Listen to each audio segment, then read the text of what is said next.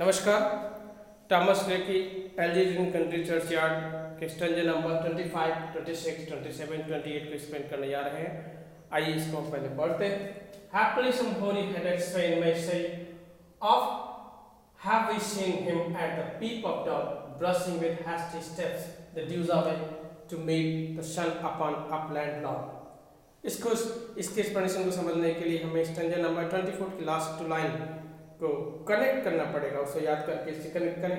Last line था, if chance by contemplation led some kindred spirit shall inquire thy fate. Means अगर अचानक कोई संवेदनशील व्यक्ति अपने उस भावनाओं से प्रेरित हुआ आएगा और आपके भाग्य के बारे में जानना चाहेगा तो क्या होगा? तो कोई वैसा ही संवेदनशील व्यक्ति कह सकता है, बता सकता है।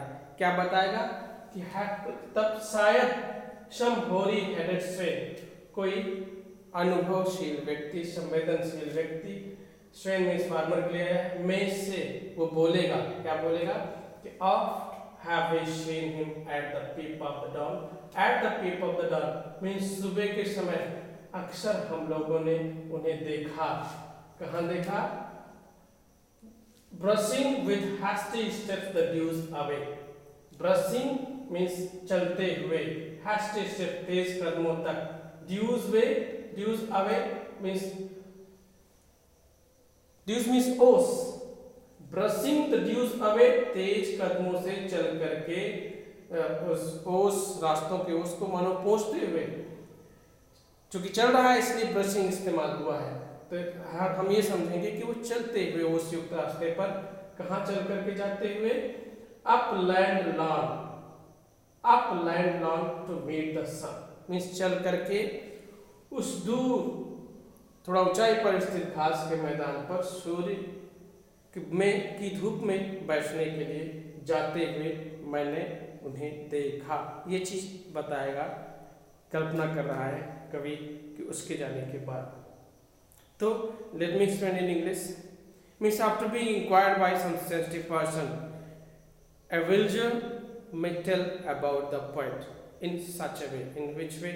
Means he along with some other villagers has seen the poet moving on the dewy paths, just going up the lawns, going upon the upland lawns, just to bask in sunshine. And then what does he see?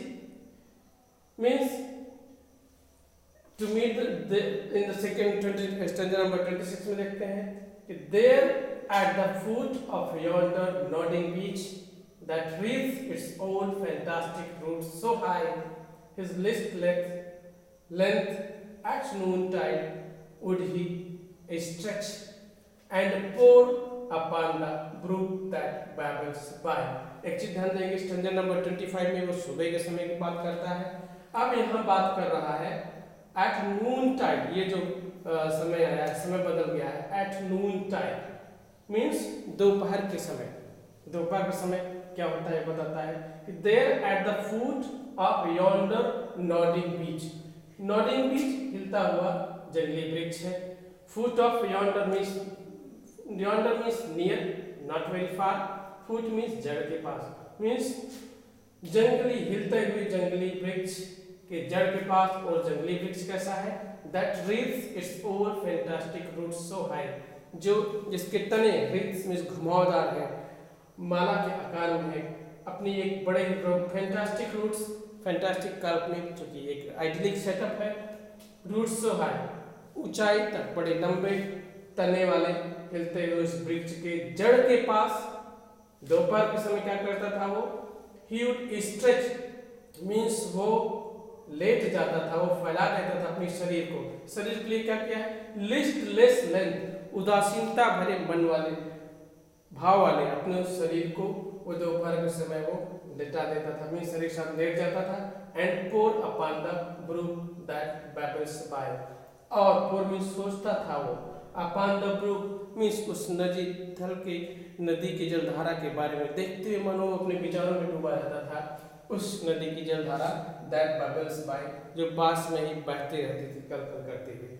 तो एक बार फिर से जल्दी से हम समझते हैं कि दोपहर के समय क्या कह रहा है कि वहीं दो नज़दीक स्थित एक ऐसा पेड़ जो हिलता हुआ है उसके तने के पास, ऐसा वृक्ष लंबी लंबी तने वाले हैं, ऊंचाई घुमावदार उसके वो है, उस तने की जड़ के पास बैठ जाता था और पास में ही बहते हुए नदी की जलधारा के बारे में सोचा करता था। कभी उस पेड़ के पास बैठा था ना, तो कभी वो जलधारा के नदी के पास बैठ करके जलधारा के बारे में सोचा करता था। Let me explain in English. In stanza number 26, the time is change now. The speaker simply says that he used to see the poet at the noon side, sometimes going close to the tree, just lying, reclining upon the roots of that tree, and at the noon time he was seen while sitting close to the river bank and just pondering over the streams which was just flowing very close to his feet. Stanza number 27. Hard by yon wood, now is smiling as in scorn. और पास के ही जंगल में अब कैसे देखा जाता था, मानो मुस्कुरा रहा हो, as in scorn, घृणा से भरे भाव के साथ, उदासीनता के भरे भाव के साथ मुस्कुराता हुआ देखा जाता था वो। Muttering his wayward fancies, he would roam means वो घूमा करता था। Muttering बड़बड़ाते हुए, his wayward fancies, अपने उस सेनक भरे मीन्स डिस्कनेक्टेड थॉट में, कल्पनाओं में मानो डूबते हुए वो बड़बड़ाया करता था। Now dropping hopefully went like one forlorn, फिर उसके बाद देखा जाता था कि वो एक झुक रहा है, बैठ रहा है, ठीक उसी तरह जैसे जिसमें कोई भाव विहीन, वह मीन्स करल है, वो मीन्स होपफुल मीन्स दर्द से भरा हुआ, एक एकाकीपन से जूझता हुआ व्यक्ति की तरह, बिना भाव के भावहीन व्यक्ति की तरह वो झुकता था, बैठता था। और क्रेस्ट विथ केयर और क्रॉस इन होपलेस लव, ऐसे व्यक्ति की तरह नजर आता था मानो जो चिंताओं से भरा हुआ हो या फिर जिससे प्रेम में निराशा हो, ऐसे व्यक्ति की तरह वो दिखाई पड़ता था। Crossed in hopeless love. Late me explain in English. Stanza number 27. What does the speaker say that? Means he was seen smiling as if he had been in some disinterested attitudes towards the words.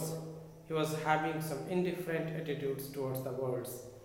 Then he was seen smiling with some sort of hate or contempt towards this word also, for these words also.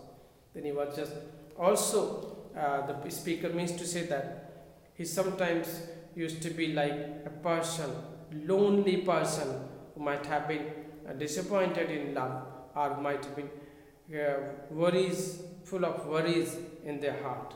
So this is the line. Stanza number 28. 27, 26, 25 में बताता है कि अलग अलग जगह में किस रूप में देखा जाता है, लेकिन 28 में बताता है कि one morn I missed him. Speaker कह रहा है कि एक सुबह मैंने उन्हें मिस किया, नहीं देखा। कहाँ कहाँ नहीं देखा, जहाँ जहाँ वो देखा करता था पहले। द कस्टम हिल, सबसे पहले कहाँ नाम लिया, ऑन द कस्टम हिल। उसने बताया कि मैं उस चित परिचित पहाड़ी पर जाते हुए मुझे एक सुबह वो नहीं दिखाई पड़ा। Along the heath and near his favorite tree, उस बंजर वाले स्थान के पास, निर्जन स्थान के पास भी नहीं दिखाई पड़ा। Near his favorite tree, उस पेड़ के पास जहाँ वो अक्सर लेटा रहता था बड़े लाइक अंदाज में। Another came, फिर दूसरा दिन आया, nor at beside the rivers, और जलधारा के पास भी जब वो बैठा करता था शुरू में, वहां भी नहीं देखा गया। Nor of the lawn, nor at the wood was he, न तो वहाँ पे घास के मैदान में, न कहीं भी वो नहीं देखा गया। ना wood, ना at the wood was he, और ना ही पास के जंगलों में। तो इन stanza number 28, the speaker simply tells us that he could not see on a morning the poet at all those places where he used to see earlier, as he has told it in stanza number 27, 26 and 25. Then she could neither see him in the mornings on the accustomed, very much familiar hill, nor could the speaker see him walking all along the grounds near the deserted land, nor could he see the poet lying at the roots of the tree where he used to be. He was seen nowhere. So stanza number 28 is just referring to the death of the poet also. Here we have just already gone through these lines. While going through these lines, we just found out that how the poet used to be, means his romantic setups, his romantic attitudes, romantic setup of the poetry, everything has been represented here as a typical romantic poets. So that's all here today.